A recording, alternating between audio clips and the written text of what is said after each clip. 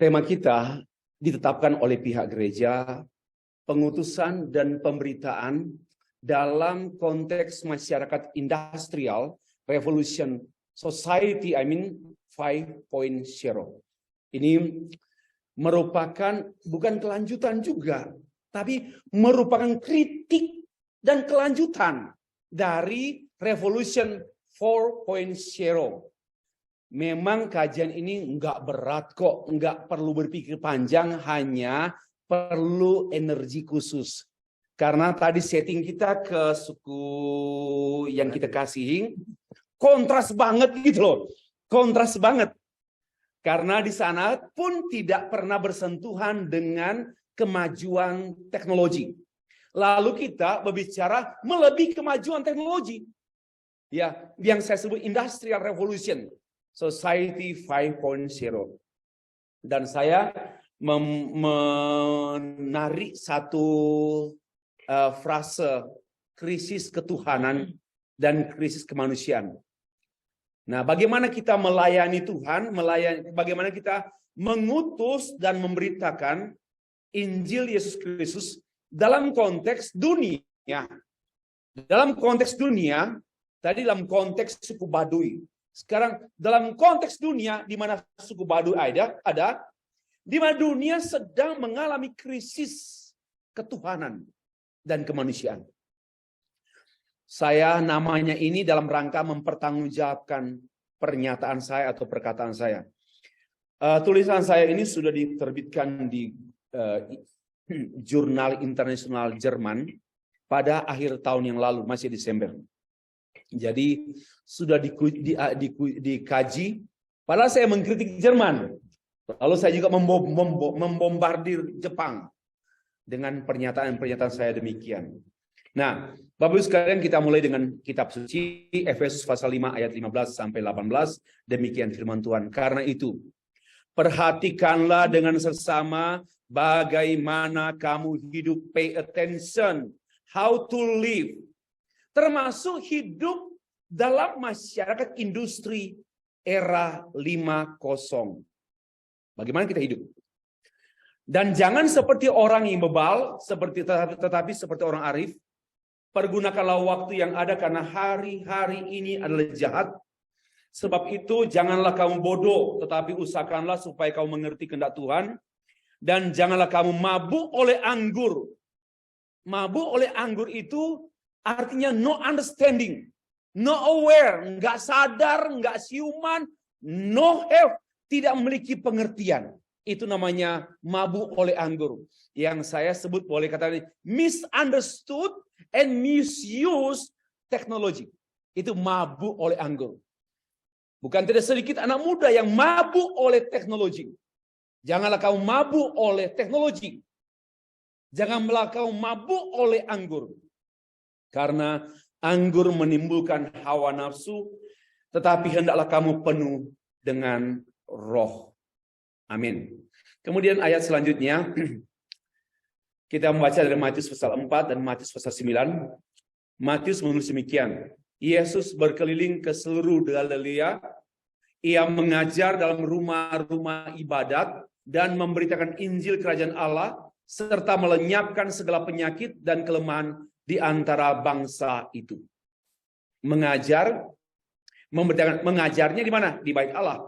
Memberitakan Injil, ya, tidak disebut di luar bait Allah, tapi biasanya memang itu di luar bait Allah, menjangkau orang-orang yang di luar bait Allah, dan bersama dengan itu pula secara utuh melenyapkan segala penyakit dan melenyapkan segala kelemahan.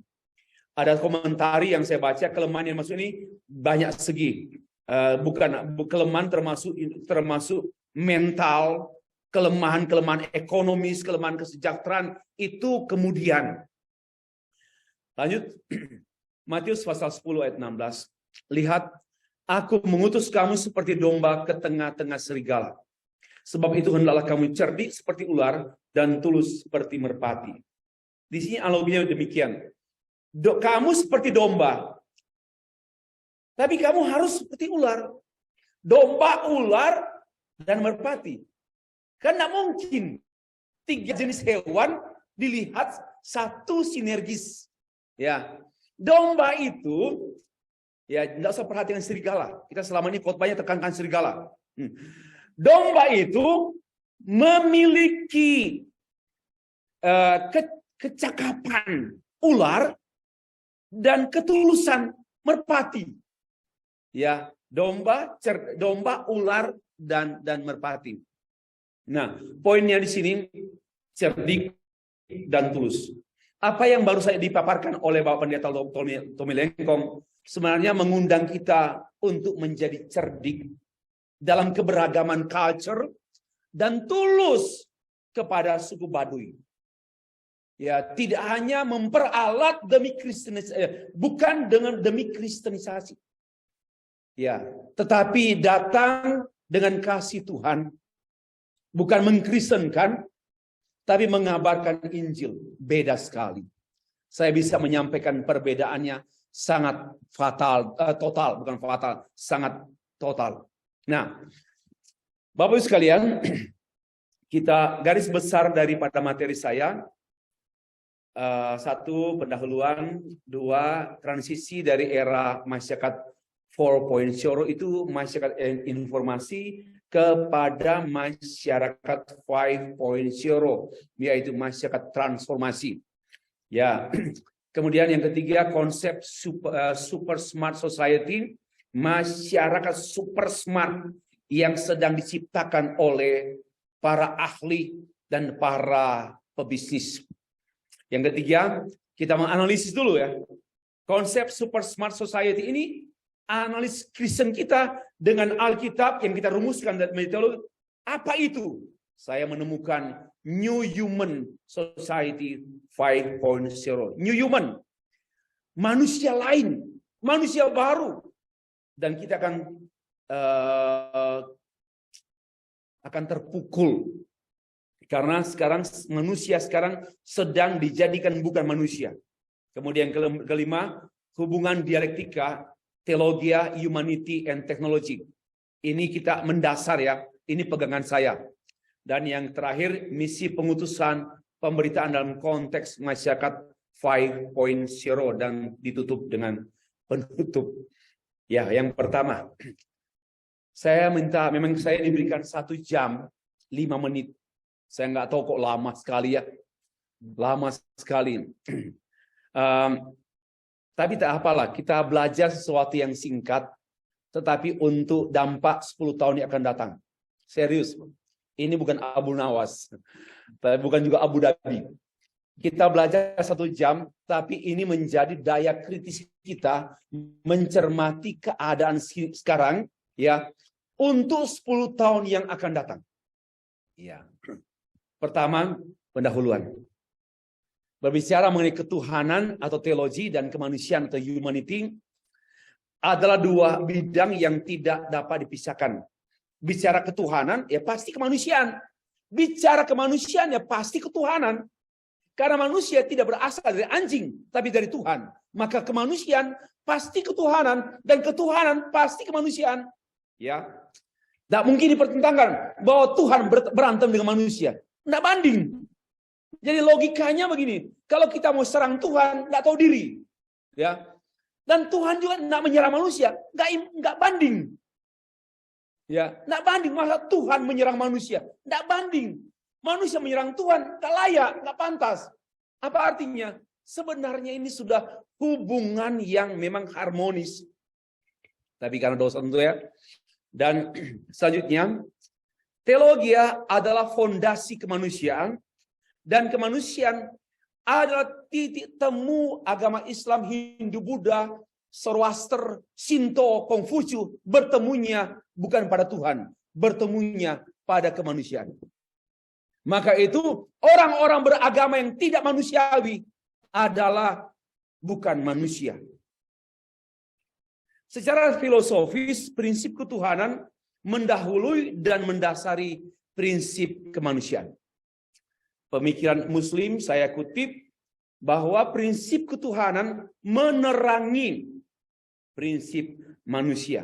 Kalau Kristen, kemanusiaan didahului dan didasarkan oleh studi teologi atau dengan studi tentang Allah dan karyanya. Dengan kata lain, jatuh bangunnya pemahaman teologi sangat berpengaruh pada pasang surutnya kemanusiaan. Jadi kalau kita tidak beres dengan Tuhan, pasti tidak beres dengan manusia. Kalau tidak beres dengan Tuhan, pasti tidak beres dengan istri. Kenapa sih ngomong istri? Saya mengatasnamakan laki-laki. Tidak cocok kalau dibalik-balik. Dan ketidakberesan saya dengan manusia mengungkapkan keburukan saya dengan Tuhan. Maka ini dua hal yang tidak mungkin dipertentangkan atau dipersoalkan. Harus dikatakan amin.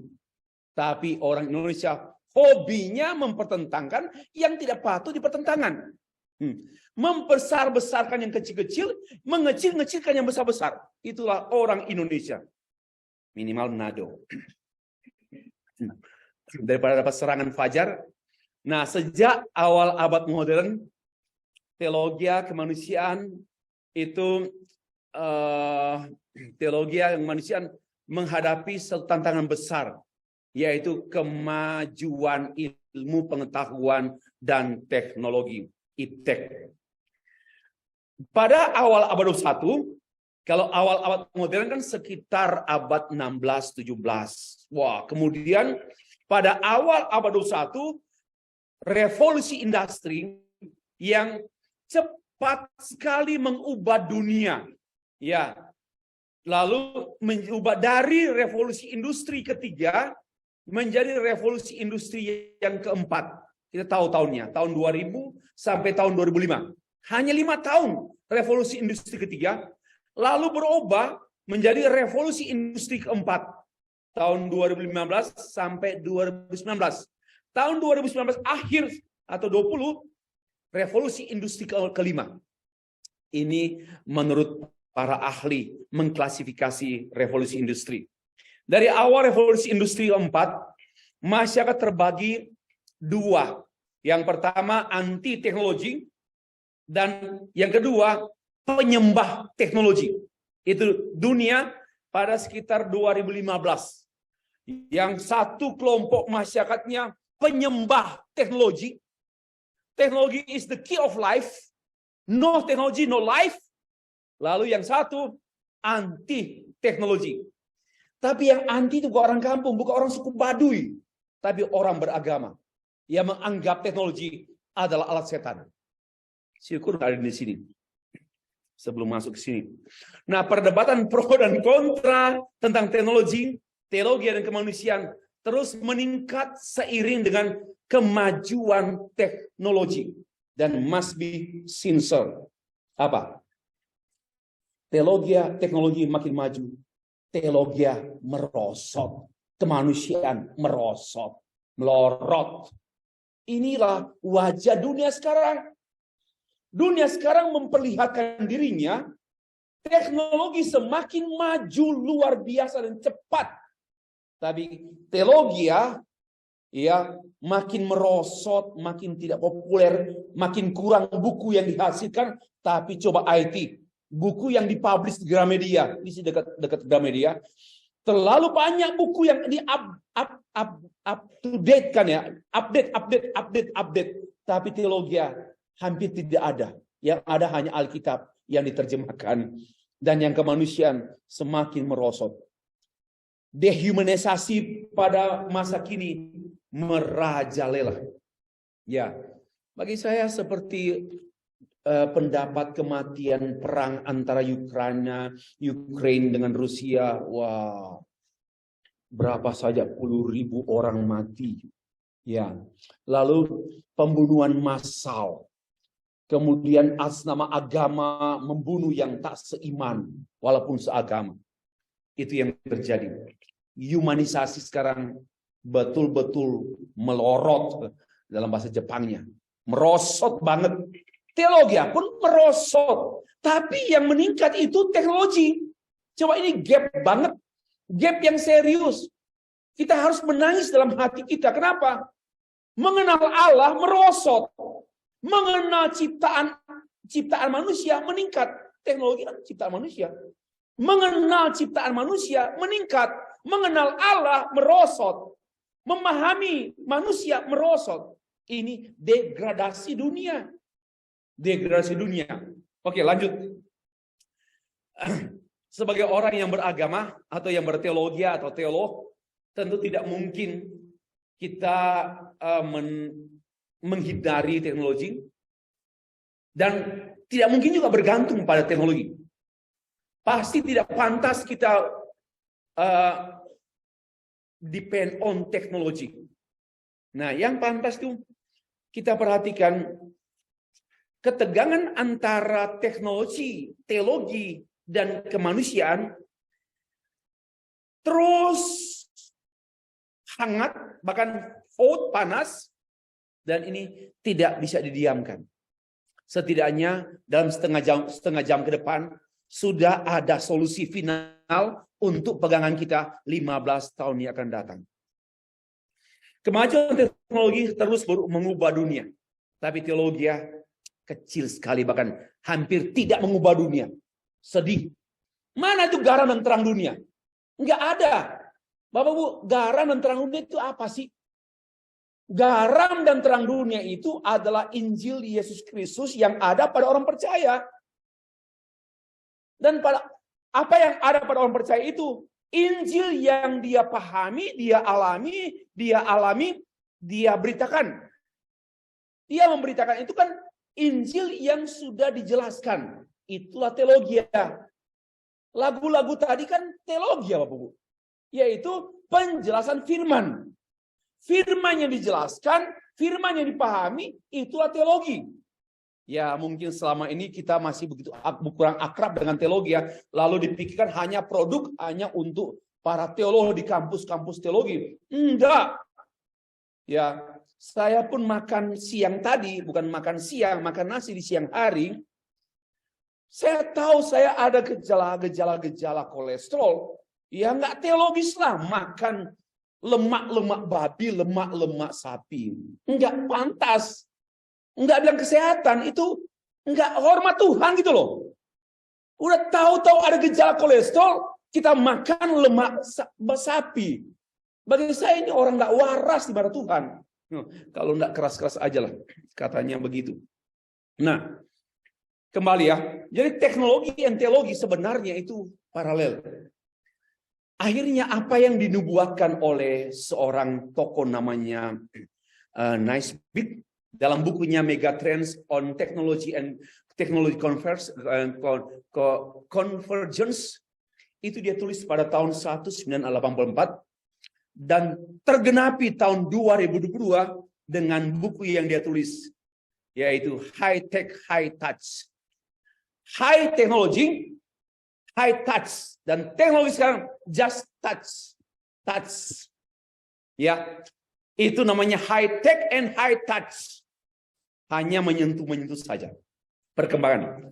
Nah, dari satu sisi kemajuan teknologi terus melaju, semakin canggih, dan terus berpesat, dan ada sekitar 48% pengguna teknologi secara aktif. Dan Indonesia nomor 4, Malaysia nomor 5 dunia.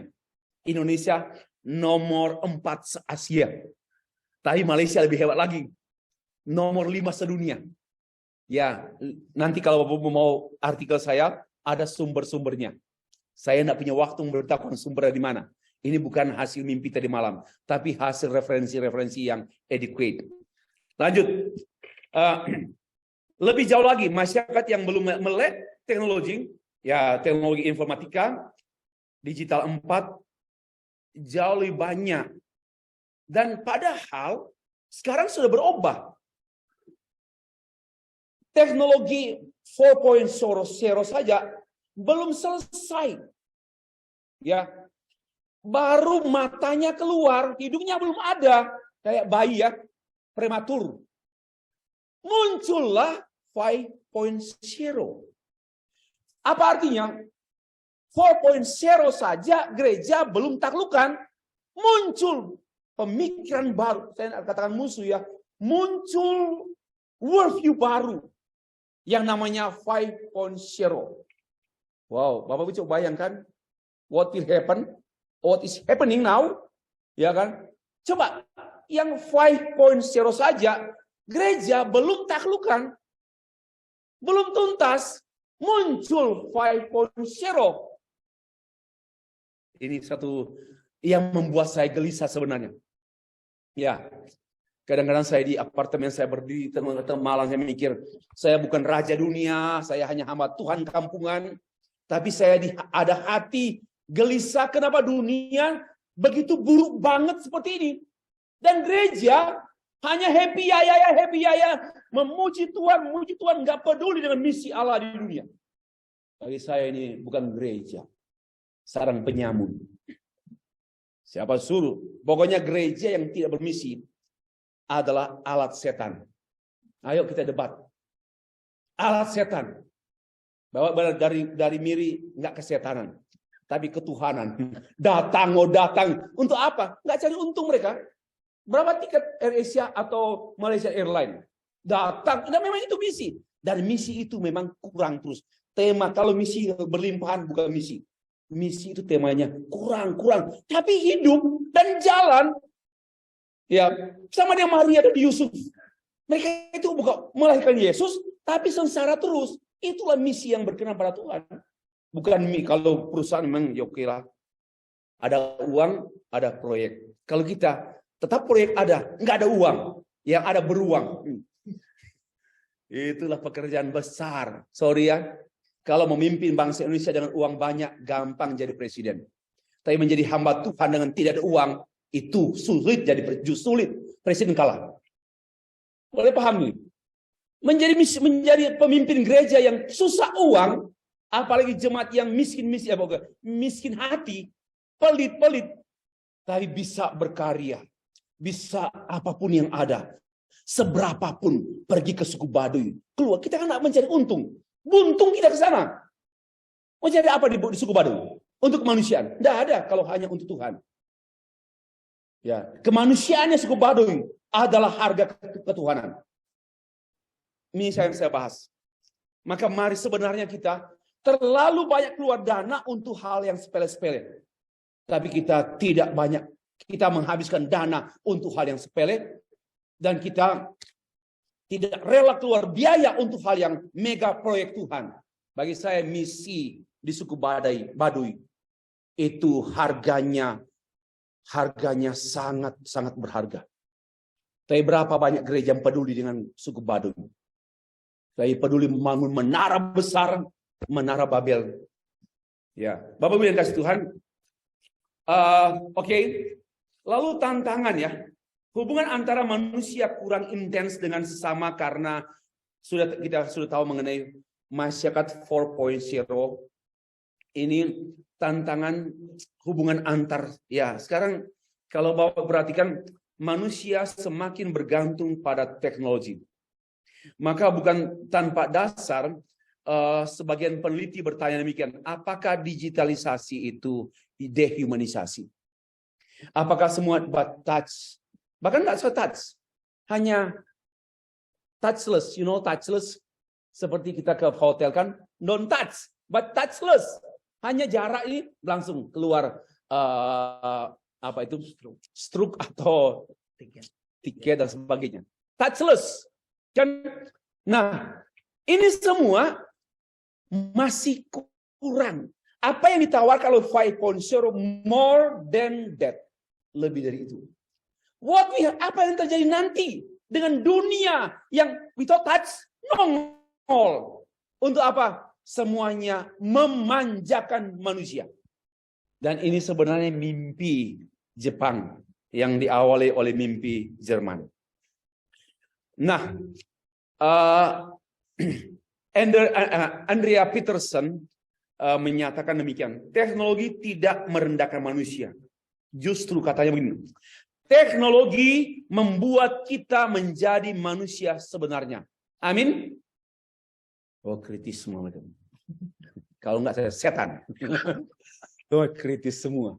Enggak amin dan enggak boleh amin. Teknologi tidak membuat manusia menjadi manusia sesungguhnya. Ya, tapi ini pendapat para ahli. Nah, sejalan dengan itu muncullah tokoh dari pihak pemerintah menugaskan seorang ahli namanya Yuko Harayama dan Marumi Fukuyama menginisiasi Society 5.0 dengan visi masyarakat super smart, bukan super busa. Masyarakat super smart yang menjanjikan masyarakat baru yang berpusat pada manusia. Bapak Ibu sekalian. Nah, kita lewat saja ini. Saya ini pengulangan hanya mau tekankan demikian. Dalam konteks masyarakat 5.0,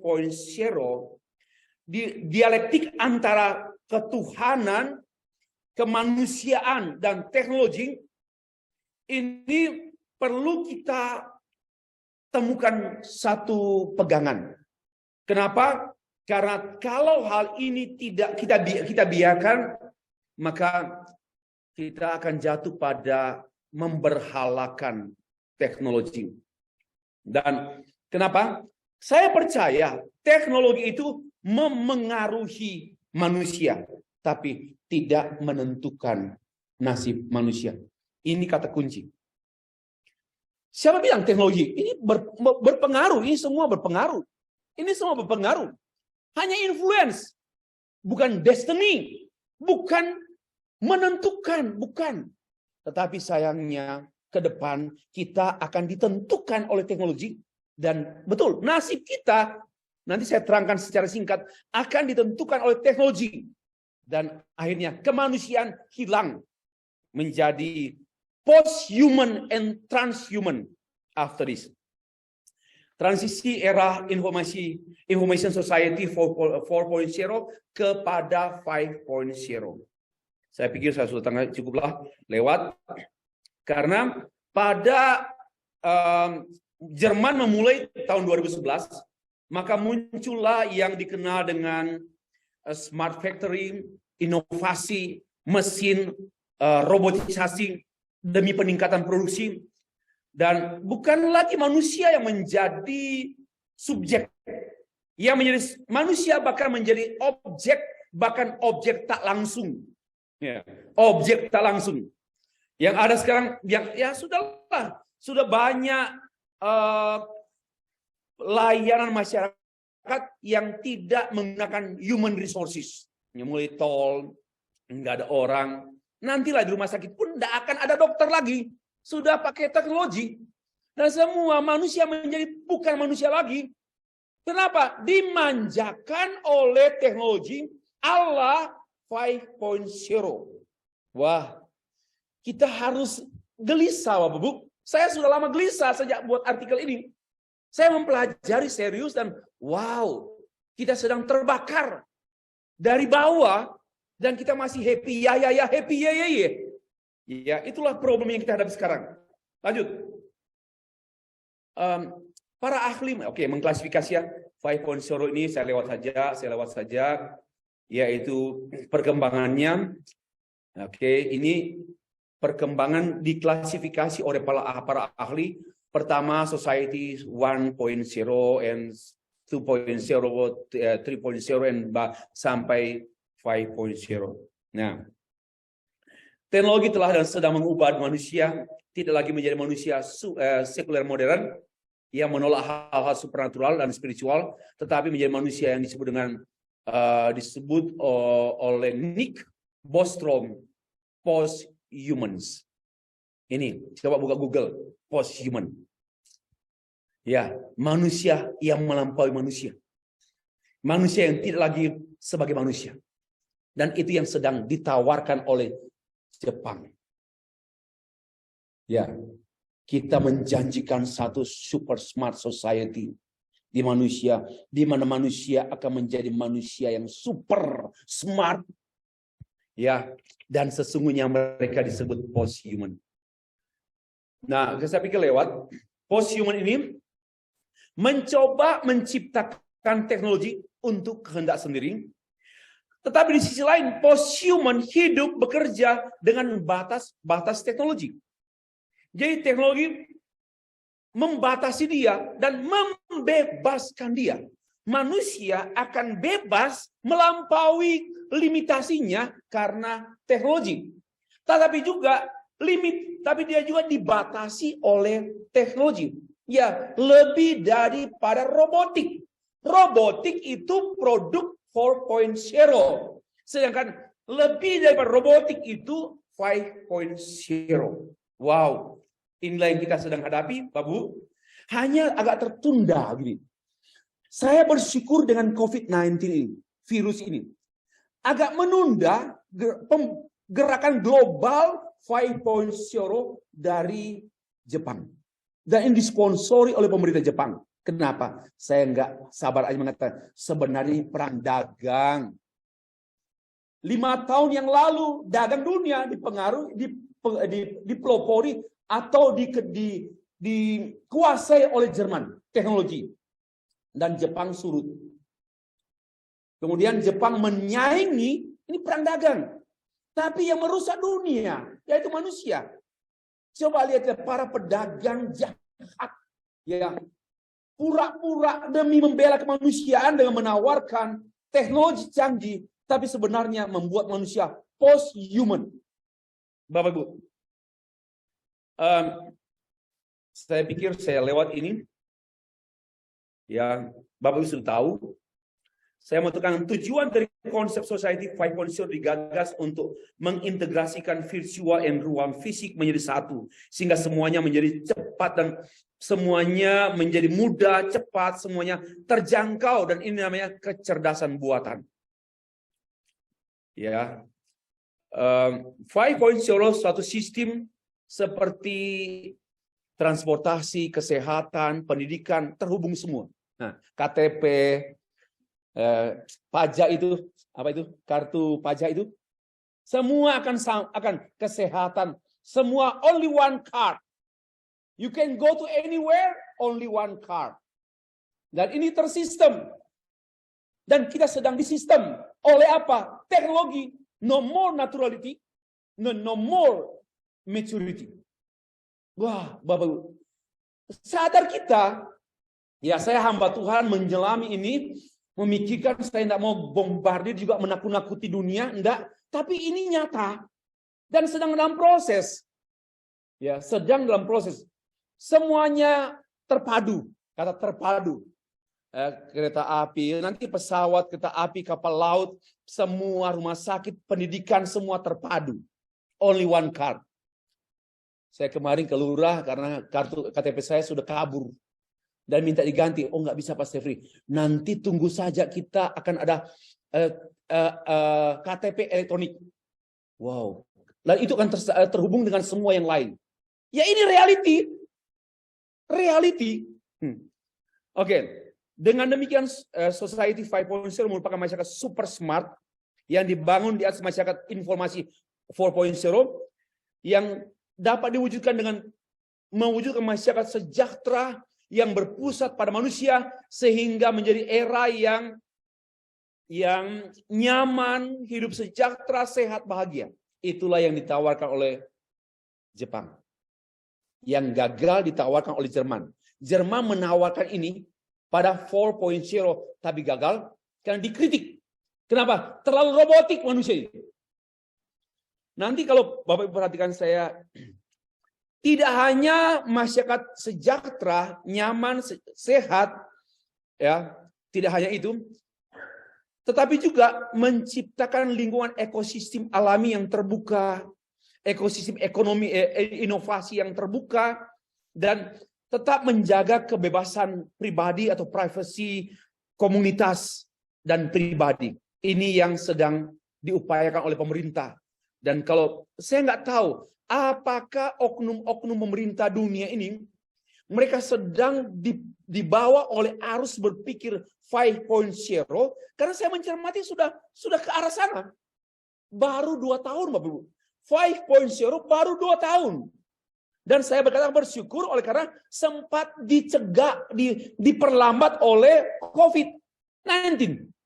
Ya, sempat diperlambat. Tetapi setelah COVID ini saya lihat, wah mulai lagi, kembali cepat. Nah, Bapak Ibu yang dikasih Tuhan, Saya pikir ini sudah ya mengenai Internet of Things, Artificial Intelligence, robot ya, oke, lewat saja ini.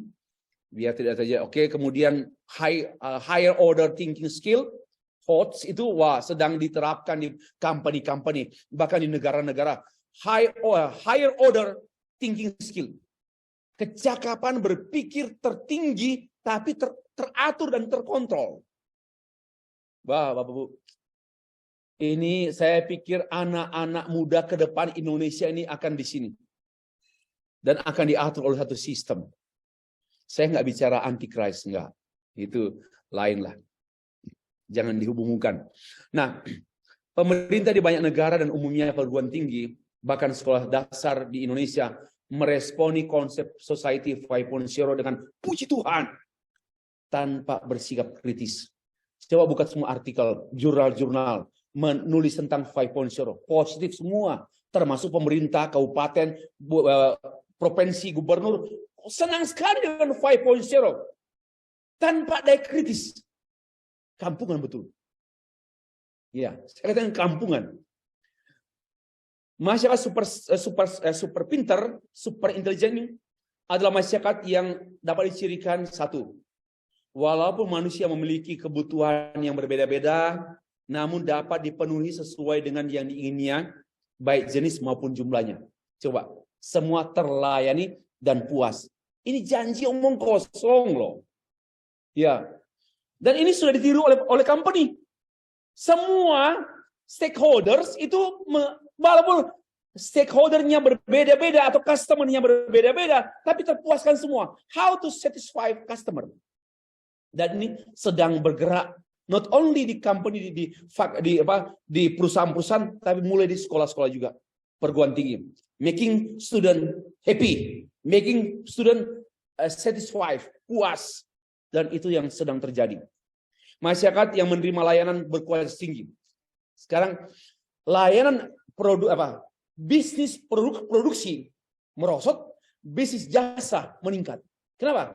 Karena inilah nggak punya, ya minta maaf ya, saya tidak menyepelekan orang-orang yang bergerak di dunia tarik suara, menyanyi, musik, menjadi komoditas kan, dan itu mohon maaf ya, apa yang dihasilkan? Tapi produksi barang berkurang, jasa meningkat. Ini kan problem Bapak Ibu. Jasa kan makin higher, tingginya nilainya. Bapak buat perusahaan travel saja lah. Nggak ada mau jual apa? Hanya jual jasa. Tapi tinggi. Nah, jual produksi merosot. Ini tantangan kolapsnya dunia, Bapak Ibu. Mari kita aware dengan hal ini. Nah, gereja pun harus sadar dengan hal ini. Jangan doa-doa terus dan doa puasa. Harus doa puasa secara tepat berkenaan dengan apa yang sedang kita hadapi sekarang. Nah, saya menganalisis dengan cepat. Beri berapa menit lagi saya? Baru 2 menit ya. Nah, analisis dulu ya. Gini, saya singkat saja. Ketika konsep Society 5.0 dipresentasikan tahun 2019, dunia dibuat heboh, kemudian dijadikan topik diskusi kajian ilmiah dunia. Ada yang menanggapi secara positif, dan ada yang optimis tentang 5.0, dan ada juga yang bingung. Dan saya nggak bingung, saya nggak positif, tapi saya harus kritis. Karena itu saya menulis artikel ini. Agar kita tidak terjebak pada salah satu sikap di atas tanpa sikap objektif, maka analisis teologis, analisis dalam terang Alkitab merupakan langkah awal yang harus kita ambil today. Namun hanya beberapa poin yang saya sampaikan. Satu, Society 5.0 sayangnya diterima oleh pemerintah Indonesia tanpa kritik. Saya kritik pemerintah Indonesia. Amin. Ini made in Jepang. Tulisan saya.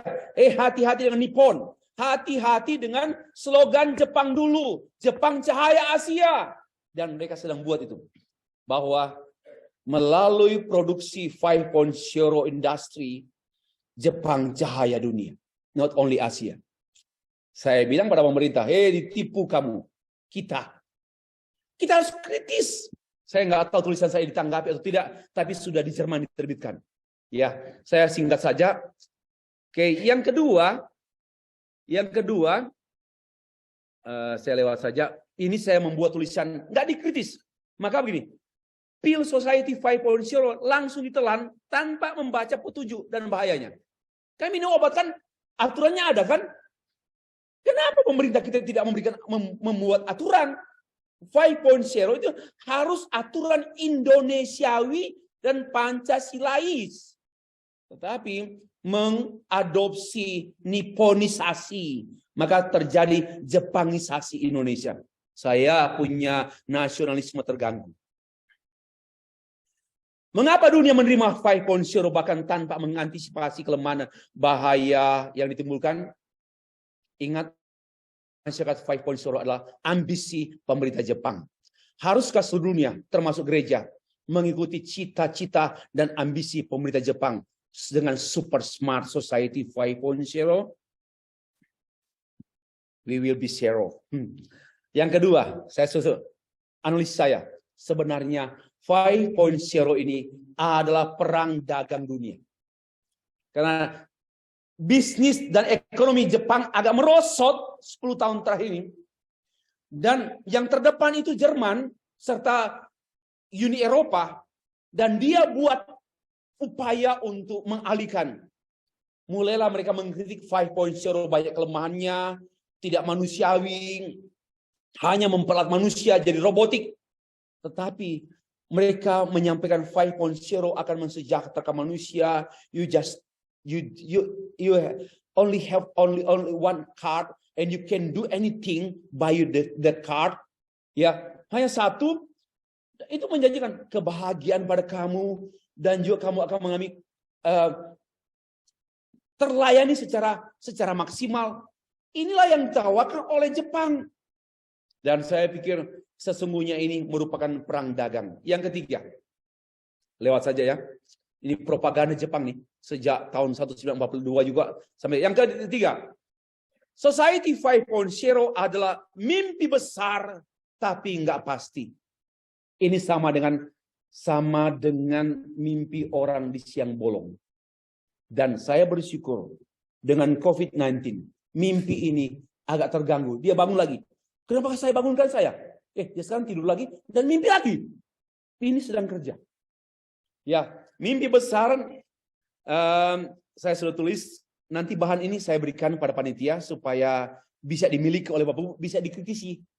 Atau artikel saya berikan pada panitia, lengkap semua dengan sumber-sumbernya supaya objektif kan. Kalau saya kan terbuka dengan mungkin secondary resources atau ketidakobjektifan, saya tunggu masukan. Karena ini menyangkut dunia, bukan hanya menyangkut dunia dalam berita, tapi menyangkut dunia. Oke. Kritik saya berikut juga. Nah, kecemasan semakin meningkat akibat meningkatnya ketidakpastian kesehatan masyarakat dunia karena COVID-19 sejak 2020 sampai saat ini.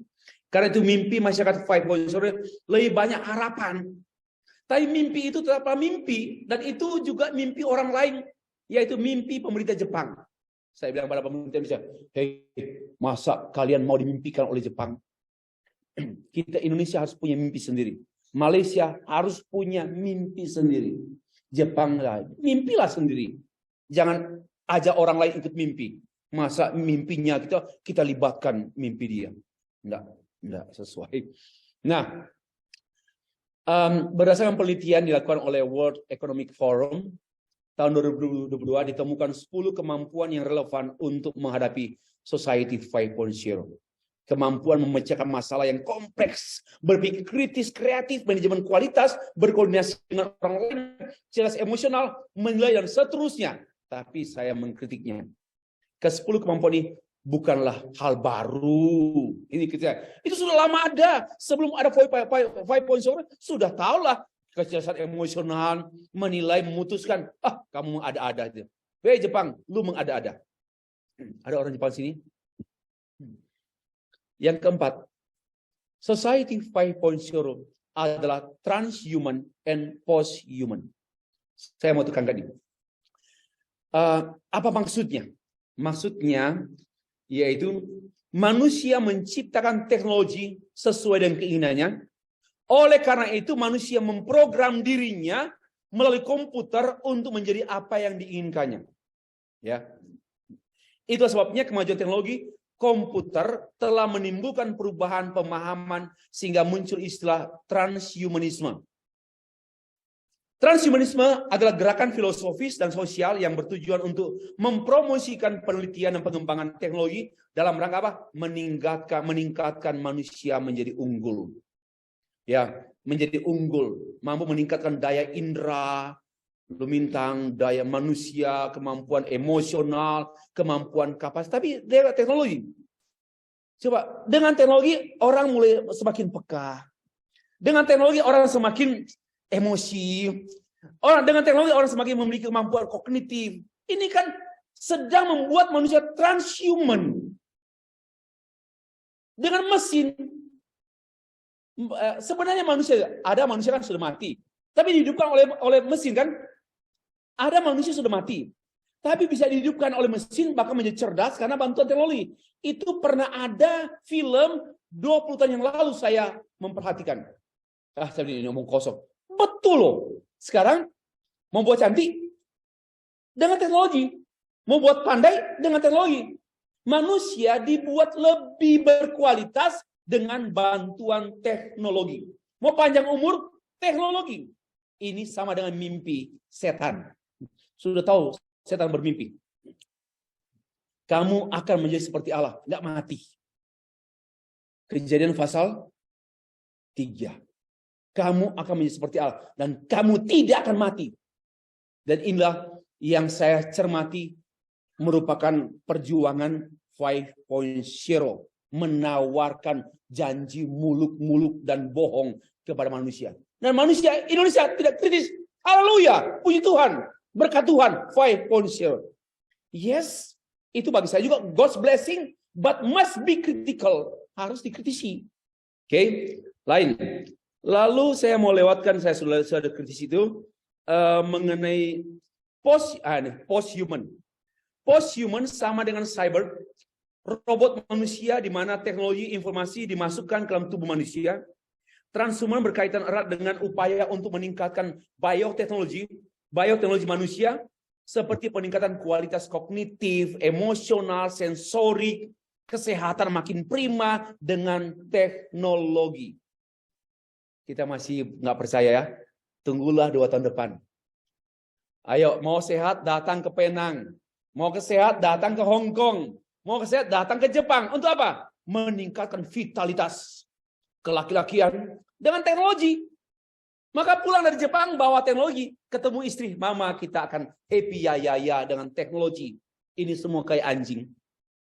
Ngeri. Kalau saya menjadi post-human. Ya, Bapak Ibu, saya harap Bapak bisa mengkritisi tulisan saya. Ya. Selanjutnya, posthumanisme adalah akhir dari humanisme yang merupakan transformasi besar-besaran akibat pengaruh teknologi. Gagasan posthumanisme diwujudkan dengan sejumlah film seperti Battleship and I, Robot. Pernah nonton itu? Saya sudah nonton, memang saya sengaja cari. Di mana teknologi mendominasi manusia. Manusia menjadi sangat bergantung pada teknologi, sehingga kesadaran bahwa manusia tidak bisa hidup tanpa teknologi akan semakin kuat. Ya, di mana saya? Oh, di Cibubur. Ada kegiatan, HP saya tertinggal di hotel. Kemudian saya, HP saya mana? Biarin aja. Saya mau kontrol diri. Because I have know about this one. Oke. Nah, biar aja. Nanti waktu istirahat, saya kembali. Kalau tidak, saya sudah, nanti saya ditelepon ini, gelisah kan? Kita harus kontrol diri. Ya. Nah, yang kelima, Society 5.0 kehilangan interaksi alamiah dan kedewasaan. Karena diatur oleh mesin, oleh artificial intelligence. Semua diatur. Mungkin pacaran juga. Bahkan hubungan seksual pun diatur oleh artificial ini. Mau vitalitas, on kan komputer. Oke, siap-siap, tek, begini. Nah, akan ke sana. Maka hal-hal natural, alami hilang. Dan kedewasaan pun hilang. Manusia menjadi bukan manusia lagi. Kita sekarang masih belum apa-apa, tapi menurut saya 5 tahun ke depan kita sudah mulai melihat pengaruhnya. Nah, akhirnya saya lewat saja ini cukup. Karena saya harus tahu diri. Society 5.0 itu adalah utopia dan babelisme. Utopia apa dia? Menjanjikan satu masyarakat yang tidak ada penyakit, tidak ada pisau operasi, seperti doa-doa beberapa pendeta gereja di Jakarta yang tidak kena pisau operasi. Ini semua ini babelisme dan utopia itu. Utopia menjanjikan kebahagiaan, panjang umur, vitalitas, no problem, no sin, no sinting. Dan juga babelisme, membangun menara Babel menjulang tinggi dan manusia selamat dengan 5.0. Oke, misi. Nanti bahan saya berikan supaya ada transhuman tower of ini. Nah, saya pikir ini perlu ya, hubungan dialektik yang paling hakiki antara ini. Saya ambil kata kunci saja yang saya garis bawahi. Pak, kenapa sih Bapak tidak ambil kata-kata PowerPoint? Ya itu poin yang power itu. Kok ini ada power? Semua kalimat banyak. I don't care. Kita sedang terjadi pembodohan. Generasi sekarang hanya tahu poin 1, 2, 3. Isinya nggak ngerti. Saya kritisi. Ya, sekarang sedang muncul di kampus-kampus. Dosen mengajar, I am talking about 5 points about post-human. Look at the screen. First, second. Nah, okay, any question? Tapi kontennya, backgroundnya nggak dibahas, nggak dipahami. Pulang dia bawa 5 poin, sama dengan orang khotbah. Ada 5 hal. 1, jangan cari hal. 2, hal-hal yang lain ditambahkan. Yang ketiga, pokoknya ya itu yang dihafal. Dangkal banget. Saya sudah ambil keputusan. Saya kalau ceramah nggak mau poin 1, 2, 3. Tulisan. Supaya apa? Diresapi, dihayati, dan dipikirkan. Ditolak atau diaminkan. Saya ke apa saja ya? Ke poinnya ini. Gini. Coba ya, lihat ya. Allah, manusia, dan sesama. Teknologi di bawah. Jangan pernah tempatkan teknologi di antara manusia dan sesama. Ini harus di bawah. Dan teknologi jangan ambil hubungan antara Allah dan manusia. Dan Allah dengan sesama. Jangan ada teknologi. Teknologi itu nggak ada urusan dengan Tuhan. Ya, banyak seminar-seminar coba-coba teknologi dalam penyembahan kepada Allah. Ini bukan penyembahan kepada Allah nih. Toolsnya tools.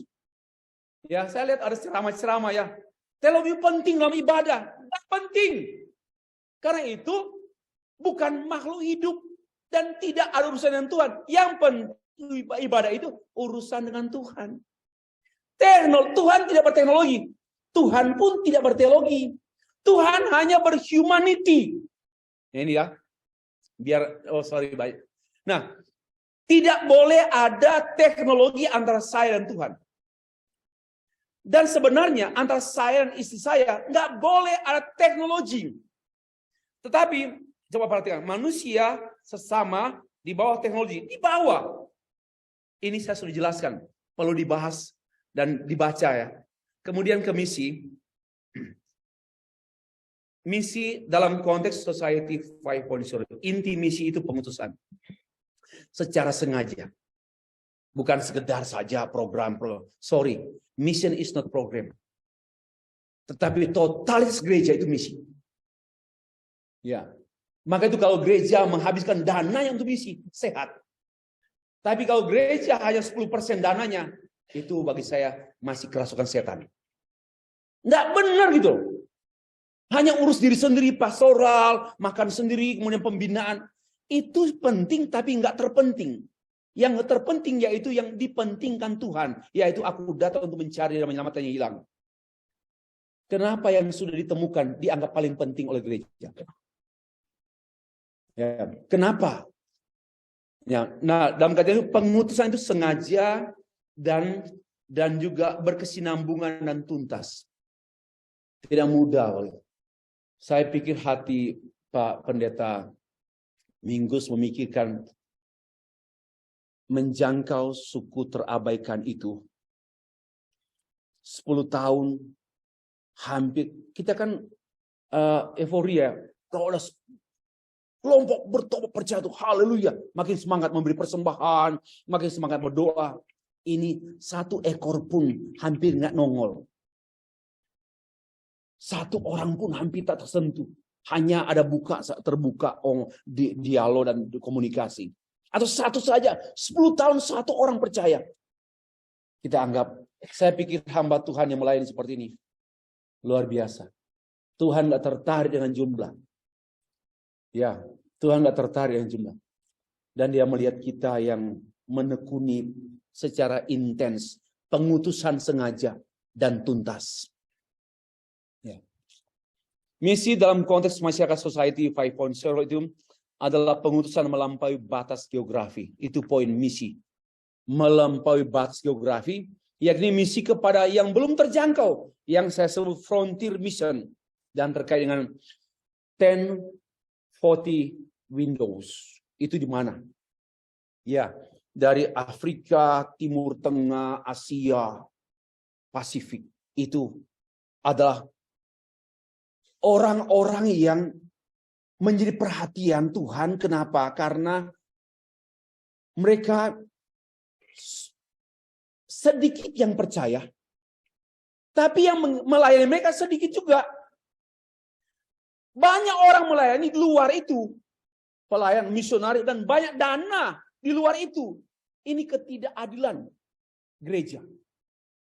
Nah, namun saya bersyukur karena ketidakadilan gereja, maka Tuhan mengizinkan melalui misi pengutusan melampaui batas geografis dengan teknologi. Ya, dengan teknologi. Misi melampaui batas geografis. Kenapa? Karena gereja tidak taat. Dan Tuhan menggunakan manusia berteknologi untuk menjangkau yang unreached people, khususnya di 1040 windows, yang terlalu banyak orang yang belum percaya, terlalu sedikit orang yang melayani. Itu poinnya. Yang kedua, langkah-langkahnya apa? 1, menyiapkan lahan. Menyiapkan lahan dengan cara apa? Membuka mata manusia mengenai kepalsuan 5.0. Bagi saya, kita harus sadar bahwa kita sekarang berada dalam dunia yang sedang dibakar oleh negative impact 5.0. Kita menyiapkan lahan. Baru kemudian yang kedua, kita menabur benih. Benih dengan mata hati mengenai hidup yang sesungguhnya dalam Kristus. Kemudian kita memelihara tanaman, ya, mengajarkan tentang hubungan antara teologi, humanity, and technology. Penutup, walaupun revolusi industri atau konsep society 5.0 adalah buatan Jepang, merupakan konsep perbaikan dan penyempurnaan revolusi 4.0 Jerman. Namun berdasarkan hasil analisis saya secara teologis, saya melihat adanya potensi dehumanisasi dan deteologisasi. Apa artinya? Penolakan dan penurunan derajat nilai manusia oleh 5.0. Dan juga penyangkalan the existence of God. Penyangkalan itu semakin kentara. Nah, untuk mengatasi masalah tersebut ditemukan hubungan dialektik antara teologi, teknologi, dan kemanusiaan. Itu yang saya gagas tadi. Ada solusi. Dan itu pasti bahwa hubungan antara manusia dan Tuhan bersifat mutlak, sedangkan hubungan antara manusia dan teknologi bersifat kondisional. That's my conclusion. Hubungan Tuhan dan manusia absolut. Hubungan saya dengan teknologi tidak mutlak. Ya, itu yang perlu dijaga. Jadi teologi dan kemanusiaan. Sebagai penutup lagi saya tambahkan demikian. Inti misi pengutusan dalam konteks masyarakat majemuk, masyarakat 5.0, utusan Injil lintas budaya, ya, melalui masyarakat ke arah 5.0. Teknologi informatika tambah dan transformation, di mana kita memberitakan pertama bahaya-bahaya Babelisme dan utopia dari mimpi buruk Jepang.